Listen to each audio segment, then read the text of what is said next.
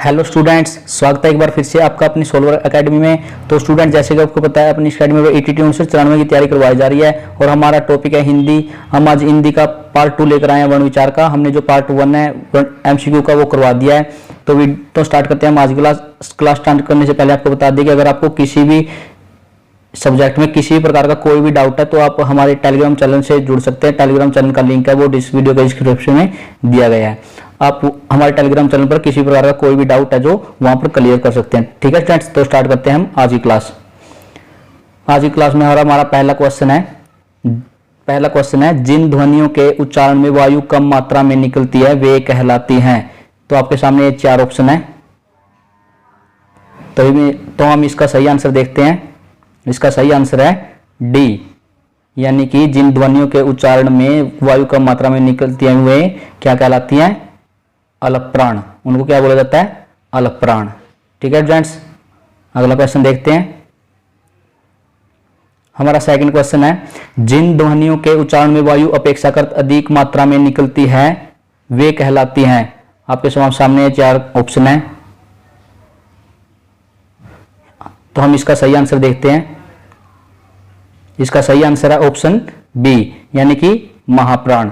जिन ध्वनियों के उच्चारण में वायु अपेक्षाकृत अधिक मात्रा में निकलती है उसको क्या बोला जाता है? महाप्राण। वायु कम मात्रा में निकले उसको तो बोलते हैं उनको बोला जाता है अल्पप्राण, और जो वायु अधिक मात्रा में निकले उसको बोला जाता है महाप्राण। अगला क्वेश्चन देखते हैं। नेक्स्ट क्वेश्चन हमारा तीसरा, जिन ध्वनियों के उच्चारण में स्वर तंत्रियों में कंपन नहीं होता वे कहलाती हैं। आपके सामने 4 ऑप्शन है। हम इसका राइट आंसर देखते हैं। इसका राइट आंसर है ऑप्शन सी, यानी कि अघोष। जिन ध्वनियों के उच्चारण में स्वर तंत्रियों में कंपन नहीं होता वे उनको क्या बोला जाता है? उनको अघोष बोला जाता है। नेक्स्ट क्वेश्चन देखते हैं। जिन ध्वनियों के उच्चारण में स्वर तंत्रियों में कंपन होता है वे कहलाती हैं। आपके सामने 4 ऑप्शन है। इसका हम सही उत्तर देखते हैं ऑप्शन डी, यानी कि घोष और सघोष। घोष को क्या बोला जाता है? सघोष। तो इसका उत्तर है ऑप्शन डी, ए और सी। जिन ध्वनियों के उच्चारण में स्वर तंत्रियों में कंपन होता है उसको क्या बोला जाता है? घोष और सघोष। अगला क्वेश्चन देखते हैं। हमारा 5वां क्वेश्चन है जिन ध्वनियों के उच्चारण में वायु केवल नाक से निकलती है वे कहलाती हैं। वायु केवल नाक से निकलती है उनको क्या बोला जाता है? आपके सामने 4 ऑप्शन है। तो इसका सही आंसर देखते हैं। ऑप्शन है ए, यानी कि अनुस्वार। जिन ध्वनियों के उच्चारण में वायु केवल नाक से निकलती है उनको बोला जाता है अनुस्वार। आगे देखते हैं। और हाँ, अनुस्वार होता है हमारा अंग। ये इसको बोलते समय वायु हमारे वो जो सिर्फ नाक से निकलती है। नेक्स्ट क्वेश्चन देखते हैं। 6ठा क्वेश्चन हमारा, जिन ध्वनियों के उच्चारण में वायु नाक और मुख दोनों से निकलती है वे उनको क्या बोला जाता है? आपके सामने 4 ऑप्शन है। इसका सही उत्तर देखते हैं हम। इसका सही आंसर है ऑप्शन सी, यानी कि उनको क्या बोला जाता है? अनुनासिक। जिन ध्वनियों के उच्चारण में वायु नाक और मुख दोनों से निकलती है उसको क्या बोला जाता है? अनुनासिक। ठीक है फ्रेंड्स, तो हम नेक्स्ट क्वेश्चन देखते हैं। हमारा 7वां क्वेश्चन है इनमें से अघोष वर्ण है। आपके सामने 4 ऑप्शन है।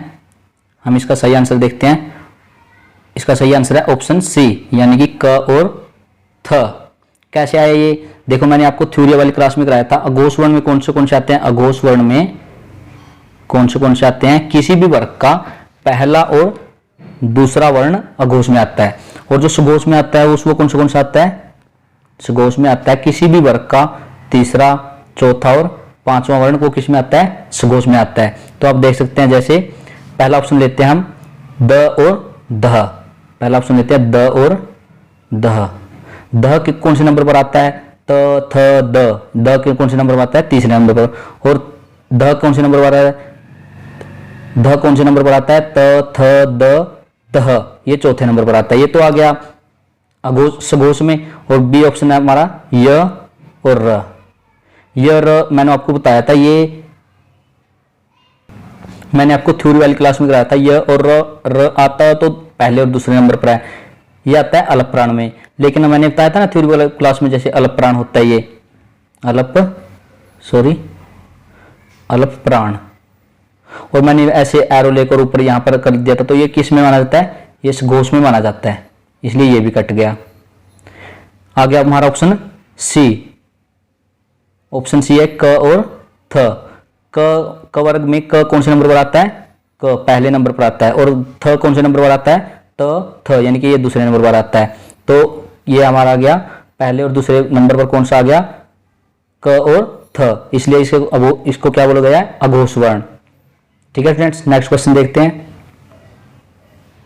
अगर आपको ये अल्प प्राण और महाप्राण समझना है तो आप हमारी थ्योरी वाली क्लास देख लेना, उसमें आपको बिल्कुल क्लियर करवा रखा है। आ गया है क्वेश्चन नंबर 8वां। री का उच्चारण स्थान है, हमारे पास ये 4 ऑप्शन है। री का उच्चारण स्थान है तालु, मूर्धा, दंत, ओष्ठ। इसमें से इसका सही उत्तर है बी। री का कौन सा उच्चारण स्थान है, मूर्धा। अगला क्वेश्चन देखते हैं। हमारा 9वां क्वेश्चन है स का उच्चारण स्थान है। आपको 4 ऑप्शन दिए गए हैं ये, तो इसका सही आंसर देखते हैं हम। इसका सही उत्तर है ऑप्शन डी, यानी कि स का उच्चारण स्थान क्या है, मूर्धा। अगला क्वेश्चन देखते हैं। 10वां क्वेश्चन हमारे पास ए और ऐ का उच्चारण स्थान है। ए और ऐ का उच्चारण स्थान क्या है, आपके सामने 4 ऑप्शन दिए गए हैं। इसका सही उत्तर देखते हैं हम, ऑप्शन सी, यानी कि ए और ऐ का उच्चारण स्थान क्या है, कंठ और तालु। हमने आपको थ्योरी वाली क्लास में भी करवाया था ये। तो देखो एक बार, अ प्लस ई मिलकर क्या बनाते हैं, ए बनाते हैं, और आ प्लस ई मिलकर क्या बनाते हैं, आई बनाते हैं। यानी कि अ तो क्या हो गया, कंठ है, और ई हो गया तालु। कंठ प्लस तालु मिलकर क्या बन गया, ए बन गया। और आ प्लस आ हो गया कंठ है, और ई हो गया तालु है, तो इसको मिलकर क्या बन गया, ऐ। ठीक है फ्रेंड्स, आगे देखते हैं। नेक्स्ट क्वेश्चन है य का उच्चारण स्थान है। आपके सामने 4 ऑप्शन है। य का उच्चारण स्थान है, इसका सही आंसर देखते हैं हम, ऑप्शन ए। य का उच्चारण स्थान क्या है, तालु। नेक्स्ट क्वेश्चन देखते हैं। 12वां क्वेश्चन हमारे पास ह का उच्चारण स्थान है। ह का उच्चारण स्थान है, आपके सामने 4 ऑप्शन दिए गए हैं, दंत, तालु, मूर्धा और कंठ। इसका सही आंसर है ऑप्शन डी, यानी कि ह का उच्चारण स्थान क्या है, कंठ। नेक्स्ट क्वेश्चन देखते हैं। श का उच्चारण स्थान है। श का उच्चारण स्थान है, आपके सामने 4 ऑप्शन है, मूर्धा, कंठ, तालु, ओष्ठ। इसका सही आंसर देखते हैं। इसका सही आंसर है ऑप्शन सी, यानी कि तालु। ठीक है फ्रेंड, आगे देखते हैं। उ और ऊ का उच्चारण स्थान है। उ और ऊ का उच्चारण स्थान है, आपके सामने 4 ऑप्शन है, कंठोष्ठ, कंठतालु, ओष्ठ, मूर्धा। इसका सही आंसर देखते हैं, ऑप्शन सी। उ और ऊ का उच्चारण स्थान क्या है, ओष्ठ, यानी कि ओष्ठ से बोले जाते हैं हमारे। ठीक है फ्रेंड, नेक्स्ट क्वेश्चन देखते हैं। 15वां क्वेश्चन है ओ और औ का उच्चारण स्थान है। आपके सामने 4 ऑप्शन है, कंठोष्ठ, कंठतालु, तालु और ओष्ठ। इसका सही आंसर देखते हैं, ऑप्शन ए, यानी कि कंठ ओष्ठ। हमने आपको थ्योरी वाली क्लास में भी कराया था ये। अगर आपको समझ नहीं आया तो आप थ्योरी वाली क्लास देख लेना। आगे देखते हैं। 16वां क्वेश्चन है ई और ई का उच्चारण स्थान है। ई और ई का उच्चारण स्थान है, कंठ, मूर्धा, तालु या दंत। इसका सही आंसर देखते हैं। इसका सही आंसर है ऑप्शन सी, यानी कि तालु।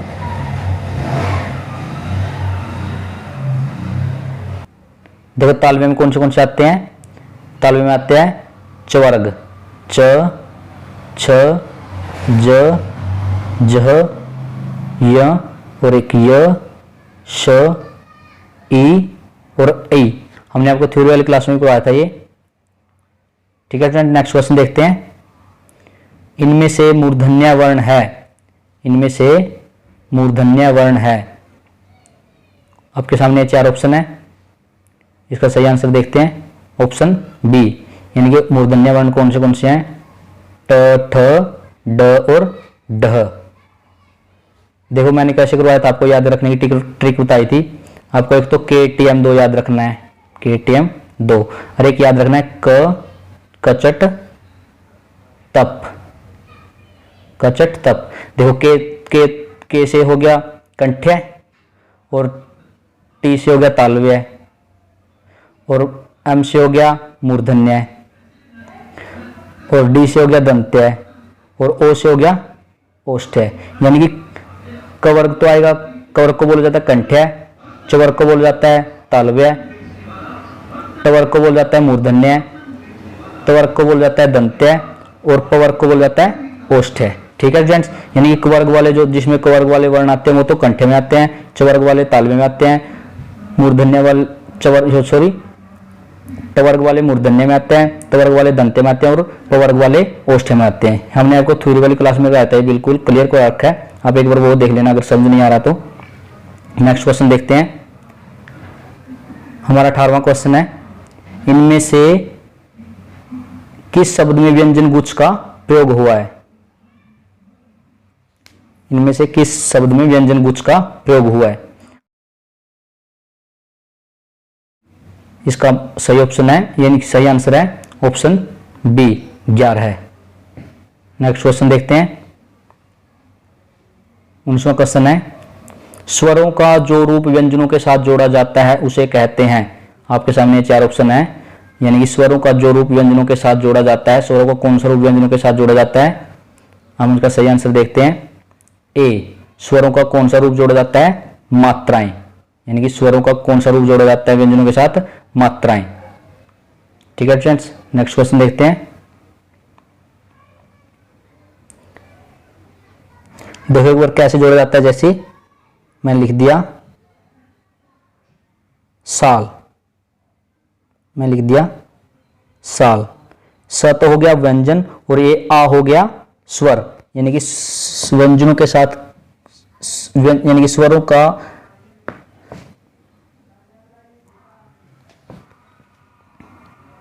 देखो कैसे जोड़ा जाता है, स्वरों का रूप व्यंजनों के साथ कैसे जोड़ा जाता है। जैसे हो गया, मैंने लिख दिया साल, साल, स तो हो गया व्यंजन और आ हो गया स्वर, तो ये किसके साथ जोड़ रखा है? व्यंजन के साथ। मैं लिख दिया कील, क एक व्यंजन है और ई एक स्वर है, ये यानी कि व्यंजन के साथ जोड़ रखा है। नेक्स्ट क्वेश्चन देखते हैं, हमारे पास 20वां क्वेश्चन है, क्ष व्यंजन की ध्वनियां हैं।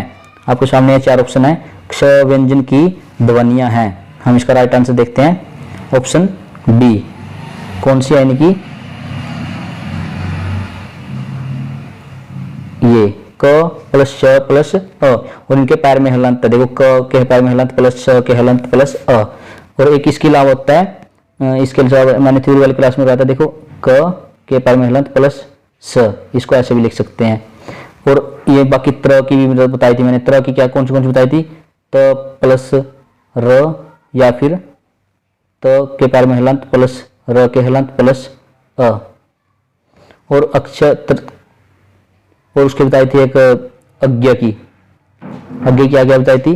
ज प्लस य, ज के पैर में हलंत प्लस य, और इसके अलावा कौन सी कराई थी? ज के पैर में हलंत प्लस य के पैर में हलंत प्लस अ। आपको एक हलंत याद रखना है, और एक और बताई थी मैंने अक्षत्रज्ञ स्र,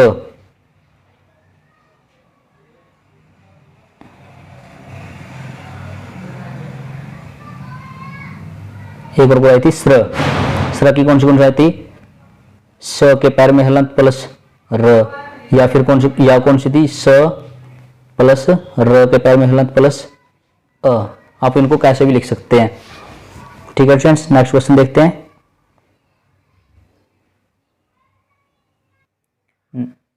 नेक्स्ट क्वेश्चन है हमारा, जीवा की ऊंचाई के आधार पर स्वर के भाग, यानी कि जीवा की ऊंचाई के आधार पर स्वर के कितने भाग होते हैं? आपके सामने 4 ऑप्शन है, इसका सही आंसर देखते हैं।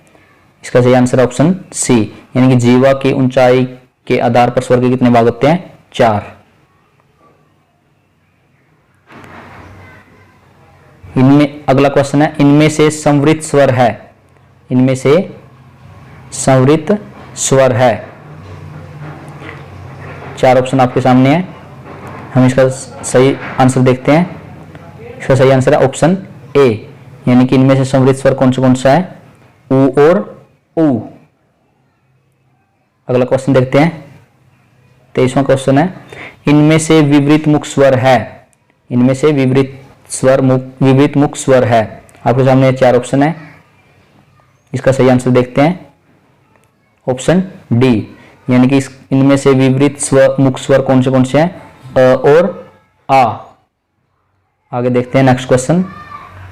अगला क्वेश्चन है 24वां क्वेश्चन है, निम्नलिखित में से अर्ध संवृत स्वर है, निम्नलिखित में से अर्ध संवृत स्वर है। आपके सामने 4 ऑप्शन है, इसका सही आंसर देखते हैं। इसका सही आंसर है ऑप्शन सी, यानी कि इनमें से अर्ध संवृत स्वर कौन से हैं,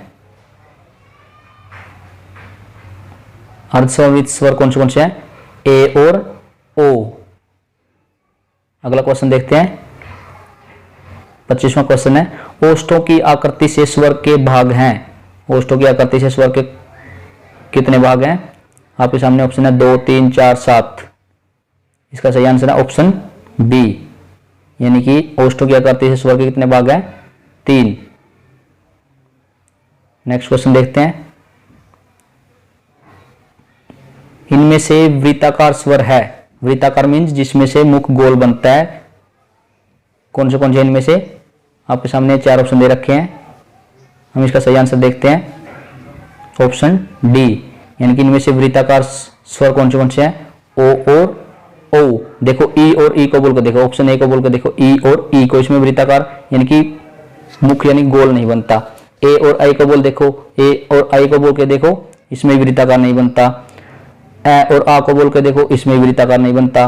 वृत्ताकार किसमें बनता है, ओ और ओ। एक बार बोल के देखो, ओ और ओ, इसमें वृत्ताकार मुख बनता है। नेक्स्ट क्वेश्चन है, इनमें से अवृत्ताकार स्वर है, अवृत्ताकार स्वर है।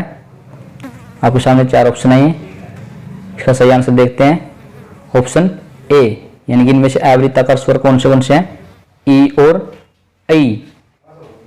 बाकी में बोल के देखो, उ और उ को बोलते हुए इसमें वृत्ताकार बन रहा है। ए और आ को बोलते हुए ये उदासीन होता है। देखो एक बार ये ए होता है ना, ये उदासीन होता है, ठीक है, यानी कि जिसको बोलने में मुख की कोई भी प्रतिक्रिया नहीं है तो होती, उसको उदासीन बोला जाता है। नेक्स्ट क्वेश्चन आगे देखते हैं, ऑप्शन डी है, ओ और ओ को बोलते हुए भी वृत्ताकार बनता है, ये इसको बोलते हुए समय क्या बनता है, वृत्ताकार। इसलिए हमारा सही ऑप्शन क्या हो गया, ऑप्शन ए, यानी कि ई और ई, इसमें मुख है जो क्या बनता है, अवृत्ताकार बनता है। नेक्स्ट क्वेश्चन देखते हैं, 28वां क्वेश्चन है, जिह्वा की दृष्टि से स्वर के भाग कितने होते हैं। आपके सामने 4 ऑप्शन है, 4, 2, 3, 5। सही आंसर है इसका ऑप्शन सी, यानी कि जिह्वा की दृष्टि से स्वर के कितने भाग होते हैं, 3। कौन से होते हैं, एक तो होता है अगर स्वर, एक होता है मध्य स्वर, एक होता है पश्च स्वर। इनमें से पश्च स्वर है, इनमें से पश्च स्वर है। आपके सामने 4 ऑप्शन है, इसका सही आंसर देखते हैं कौन से क्वेश्चन है, ऑप्शन डी, यानी कि पश्च स्वर कौन सा, जिसमें हमारे गले के पार्ट से यानी कि पीछे से आवाज आती है, कौन सा है वो, पश्च स्वर, यानी पीछे से बोल जाते हैं आ। इसके अलावा और कौन से देखो, एक तो आ हो गया, ऊ हो गया, ऊ हो गया बड़ा, ओ हो गया और औ हो गया। इसके अलावा यानी कि 5 कौन से हैं, ये पश्च स्वर पीछे गले के पीछे से बोल जाते हैं, ये होते हैं आ, ऊ, ओ और ओ। नेक्स्ट क्वेश्चन देखते हैं, इनमें से अग्रित स्वर है, अग्रित स्वर मीन्स हमारे मुख के आगे से बोल जाते हैं, कौन से हैं। 4 ऑप्शन आपके सामने, इसका सही आंसर देखते हैं ऑप्शन डी, यानी कि ऑप्शन बी है ई और ई, जो एक छोटी और एक बड़ी। इसके अलावा और कौन से हैं अग्रित स्वर में, ई, ऐ, ए, ऐ और री। ठीक, ठीक है स्टूडेंट्स, तो हमारी आज की क्लास यहीं पर खत्म होती है और इस तरह से हमारा वर्ण विचार का टॉपिक कंप्लीट होता है। हमने वर्ण विचार के थ्योरी और एमसीक्यू क्लासें कंप्लीट कर ली हैं और नेक्स्ट वीडियो में हम नया टॉपिक लेकर आएंगे। अगर आपको आज की क्लास अच्छी लगी हो तो वीडियो को लाइक और शेयर करें और अपनी एकेडमी सोलर एकेडमी को जरूर सब्सक्राइब करें। तो मिलते हैं नेक्स्ट वीडियो में, तब तक के लिए थैंक यू।